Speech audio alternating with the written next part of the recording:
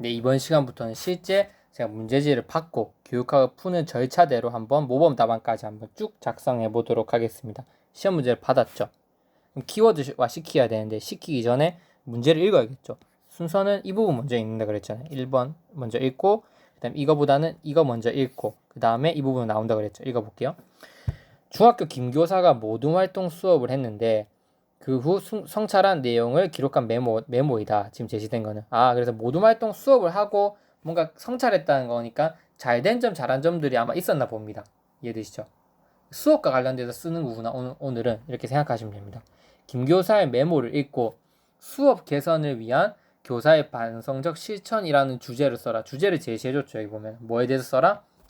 수업을 더 좋은 방향으로 개선시킬 수 있는 어떤 방안들에 대해서 써라 이겁니다. 그래서 그러면 여러분들의 주장은 뭐가 되겠어요?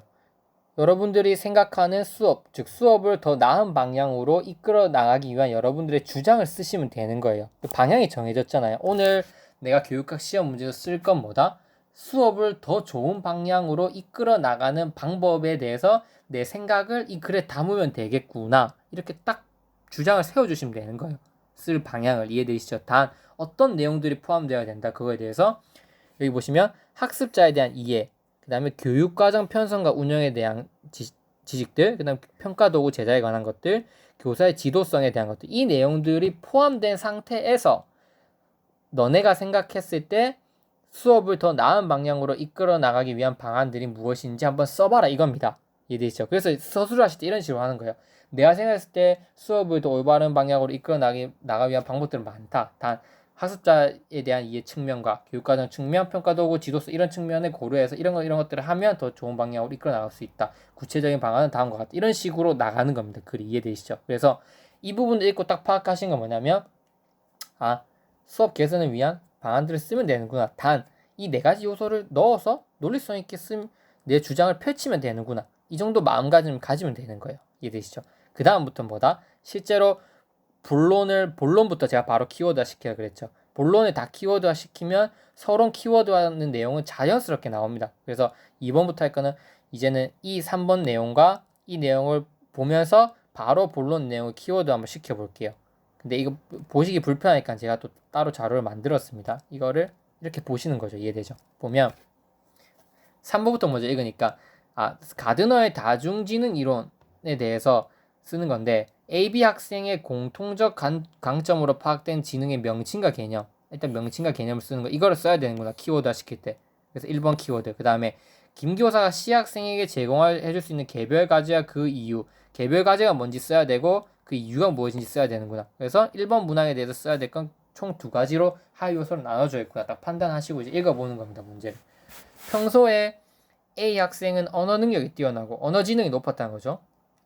B 학생은 수리 능력이 우수하다고만 생각했는데 B 학생은 수리 지능이 뛰어났다는 거죠. 근데 모둠 활동을 보니까 다른 학생을 이해하고 도와주면서 상호작용을 잘하는 두 학생의 모습이 비슷했다. 그러면 딱 가드너의 다중지능 이론에서 떠올리는 9가지 지능 중 1개를 이제 써라는 거잖아요. 맞죠? 다른 학생을 잘 이해하고 잘 도와주고 상호작용을 잘하는 건 무슨 지능이겠어요, 여러분? 대인관계 지능이잖아요. 그래서 키워드화 시킬 때는 딱 대인관계 지능을 딱 여러분 적으시는 겁니다. 그래서 이 세부 내용은 지금 적는 게 아니에요. 일단 적어놓고 다 키워드화 시켜놓고 나중에 본문할 때 세부적으로 적어주시면 돼요.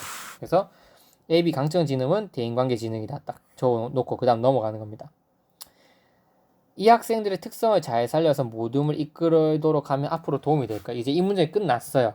그런데 C 학생은 모둠 활동에 참여하는 것을 좋아하지 않았지만 이걸 딱 보고 느낀 게 대인관계 지능은 떨어지는 학생이구나. 하지만 자신의 강점과 장단점을 잘 이해하는 편이야. 무슨 지능이 높은 겁니까? 개인 내적 지능이 높다고. 바로 이 키워드 들어가야 됩니다. 개인 내적 지능. 이해되시죠? 이 키워드를 써라는 말은 없지만 이 부분 보세요, 여러분. 자신의 강점과 장단점 잘 이해하는 편이야 라고 하는 걸 서술해 줄 때 이 키워드를 안 넣고 서술하면 감점이 될 확률이 높거나 아니면 점수를 고득점 받기 힘듭니다, 여러분. 이해되죠? 그래서 C 학생은 대인관계 지능은 낮지만 개인 내적 지능은 높구나. 그걸 딱 파악하셔야 되고, 그 다음 이런 C학생을 위해서 C학생의 강점을 살릴 수 있는 개별 과제를 한번 생각해 보자 라고 해가지고 그 교사가 어떤 과제를 제공해 줄 수 있는지 써야 되는 거죠. 근데 여러분 보세요. 개인 내적 지능이 높다는 거는 자기가 자기 스스로를 잘 관리하고 통제할 수 있는 거잖아요. 그러면 뭐로 나가야 됩니까? 바로 자기주도 학습으로 딱 머릿속에 생각이 나셔야죠. 그래서 자기주도 학습 키워드 적어주시고, 그러면 자기주도 학습인데 구체적으로 무슨 과제를 낼 건지 써라고 했으니까 여러 교수 방법들을 생각하시는 거예요. 뭐 도입법, 문답법, 예전에 하셨던 것들 다 기억나시잖아요. 스피로부터 해가지고 다 기억나는 것 중에서 뭐가 딱 떠올라야 되냐면 바로 개별 프로젝트 학습법이 떠올라야 돼요.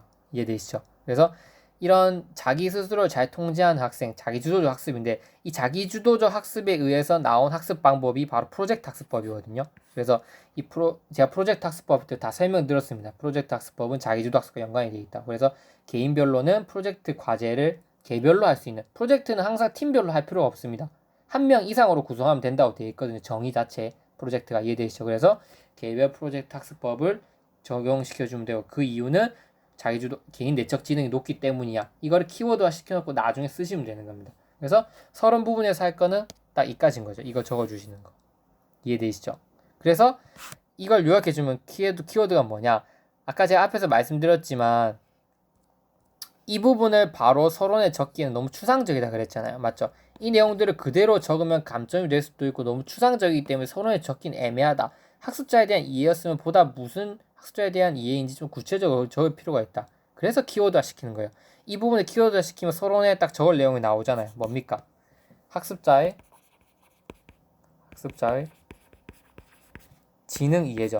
즉 교사는 더 나은 수업을 만들기 위해서는 첫 번째로 뭘 해야 된다? 학습자의 지능을 정확하게 이해할 수 있어야 된다. 단 뭐의 지능 이론에 따라서 가드너의 다중지능 이론에 따라서 학습자의 지능을 이해해야 된다. 여기서 끝나나? 그건 아니죠. 왜?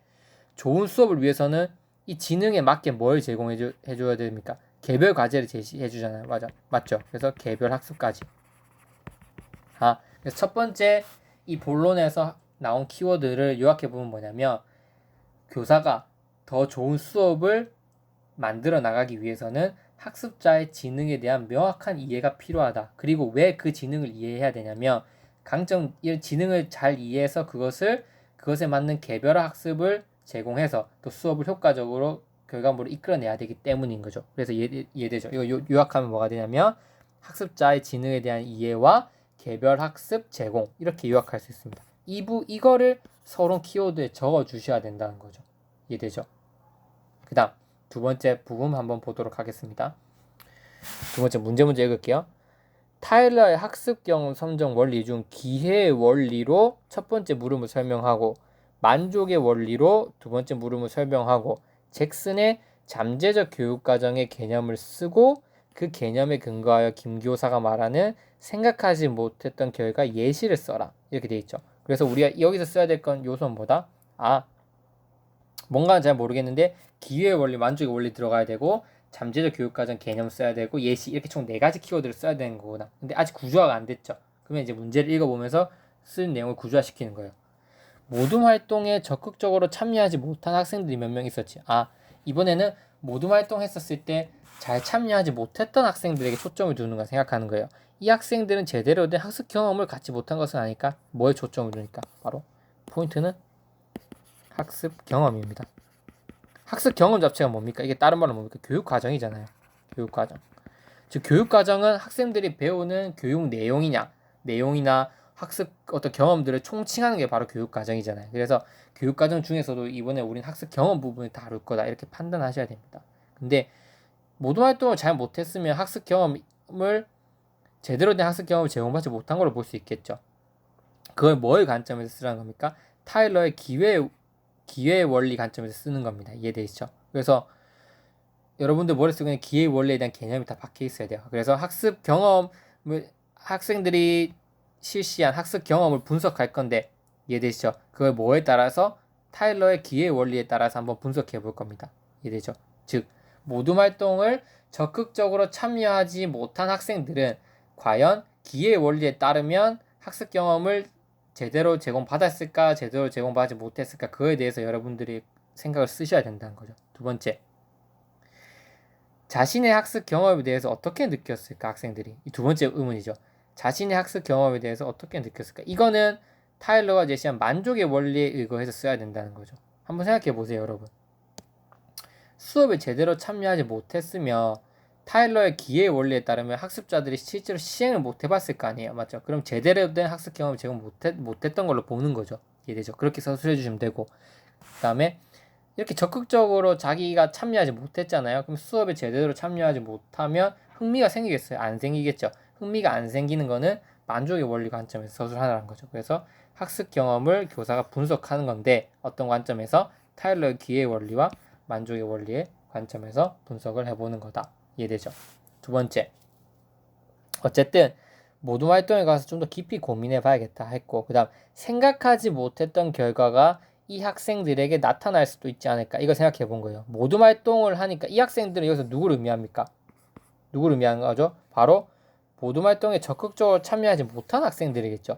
이 학생들이에게 발생할 수 있는 잠재적 교육 과정의 예시를 쓰라는 겁니다. 이해되죠? 즉, 이 학생들이 수업을 하면서 의도치 못한 어떤 학습 경험을 하게 되고, 그 과정에서 학습자들이 그 행동 양식이 변화하게 되겠죠. 그걸 이제 교육 과정으로 보는 건데, 잠재적 교육 과정으로 보는 건데, 그거에 따라서 일단 잠재적 교육 과정의 정의를 쓰고, 그러면 모둠 활동에 적극적으로 참여하지 못한 학생들이 겪을 수 있는 잠재적 교육 과정의 예시는 뭐가 있을까? 이거에 대해 써야 된다는 거죠. 이해되죠? 모둠 활동에 적극적으로 참여하지 못한 학생, 한번 생각해 보세요. 저는 바로 참을성이라고 바로 딱 떠오르자마자 참을성이 떠올랐어요, 키워드가. 왜냐면 적극적으로 참여를 못했으면 앞에서 연결시켜 보면 기회의 원리도 없었고 만족의 원리도 없었던 거잖아요. 따지고 보면 자기가 나서서 뭔가를 해보지도 못했고, 해보지 못했으니까 자연스럽게 흥미도 없었을 거다. 그러면 이 수업이 지루했을 거고 빨리 끝나기만을 기다렸을 거예요. 맞죠? 학생들이 한번 생각해 보세요. 그런데 자기가 이 수업이 빨리 끝나고 빨리 벗어나고 싶었을 거 아니에요. 근데 벗어날 수 있습니까? 못 벗어납니까? 못 벗어나죠. 수업을 자기가 재미없다고 해서, 모둠 활동이 마음에 안 든다고 해서 자기가 임의로 탈출하고 나갈 수 있는 건 아니잖아요. 그래서 재미없는 수업을 끝까지 듣게 될 수밖에 없잖아요. 그 과정에서 학습자는 자기가 하기 싫은 재미없는 것을 끝까지 참고 해야 된다는 그런 것을 배우게 될 수 있을 거고, 그에 따라서 참을성이라고 하는 가치가 학습될 수 있다. 이렇게 봤기 때문에 저는 잠재적 교육과정 예시 참을성을 그때 적었습니다. 그래서 그때 제가 19점 정도를 받았을 때 어디에서 감점됐는지 정확히 모르겠습니다. 근데 저는 이 부분은 감점 안 됐을 거라 확신합니다. 분명 적을 수 있는 예시들은 많아요. 근데 저는 참을성의 기준으로 적었습니다. 왜? 기회의 원리도 생각해보고 만족의 원리도 생각해보고 잠재적 교육과정에 이 세 가지를 통합해 봤을 때 학생들이 배우게 되는 거는 어차피 참을성을 배울 확률이 제일 크다라고 생각했기 때문에, 그래서 이렇게 이 내용으로 제가 키워드 시켰습니다. 그래서 이 부분을 다시 한번 더 요약해보면 어떻게 될 수 있냐. 결국 더 나은 수업, 학생들에게 제공할 수 있는 수업, 더 좋은 수업을 만들기 위해서는 교사는 뭘 할 수 있어야 된다? 학습자들이 실시한 학습 경험을 잘 분석해낼 수 있어야 된다. 그 분석할 때 기준은 뭐다? 기회의 원리로 그 학습 경험을 분석해봐야 되고, 만족의 원리의 관점에서 그 학습 경험을 분석해봐야 되는 거죠. 두 번째, 학습 경험을 바탕으로 학생들이 얻게 된 그 결과, 학습 경험의 결과도 잘 분석해낼 수 있어야 된다. 즉, 의도치 못한 결과가 있었다면 그게 무엇인지 분석해내고, 그 구체적으로 어떤 가치를 학생들이 그런 가치를 학습했는지를 파악해내야 된다. 즉, 학습 경험 자체를 분석해낼 수 있어야 되고, 학습 결과, 그 경험에 따라서 발생한 의도치 않은 결과들도 교사가 잘 분석해내야지 어떤 다음 학습을 보다 더 좋은 학습으로 개선시킬 수 있는데 큰 영향력을 발휘할 수 있다는 거죠. 이해되죠? 그래서 이 키워드는 제가 어떻게 요약했냐면, 이 부분을 학습 경험의 해석 및 결과 분석이라고 요약했습니다. 이게 바로 서론에 쓰일 내용이 되는 거죠. 이해되시죠? 서론은 아까 뭐 교육과정 운영 편성이라고 했지만 저는 학습 경험의 해석과 결과 분석이 교사가 필요한 능력이다. 이렇게 저는 서론에 쓸 겁니다. 이해되시죠? 그리고 구체적으로 경험 분석은 이 두 가지 키워드에서, 결과 분석은 잠재적 교육과정의 정의와 예시 측면에서 나누어서 서술해 보도록 하겠습니다. 네, 강의가 길어져서 나머지 본론 두 문제는 끊고 다시 가도록 하겠습니다.